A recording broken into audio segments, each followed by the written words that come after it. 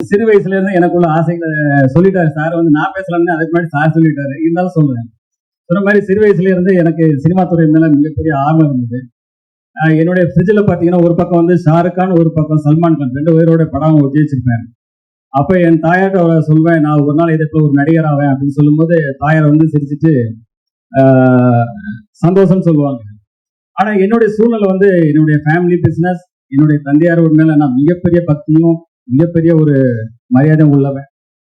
So என்னுடைய தந்தையார் பிசினஸை நான் அவங்க கூட எடுத்து அவங்க கூட டிராவல் பண்ணும்போது என்னுடைய முழுமையா ஒப்படைச்சு என்னுடைய முழு உழைப்பையும் கொடுத்து, ஏன்னா ஃபர்ஸ்ட் பாத்தீங்கன்னா காலையில முதல் ஆளா நான் ஸ்டாஃப் வரதுக்கு முன்னாடி முதல் ஆளா கடைக்கு போவேன். கடை வேலையை முடிச்சு லாஸ்டா தான் நான் கடைசி ஆளா தான் நான் போவேன். ஆரம்பம் முதல் இந்து வரைக்கும் அதே தான். இந்த படப்பிடிப்புல அதே போலதான்.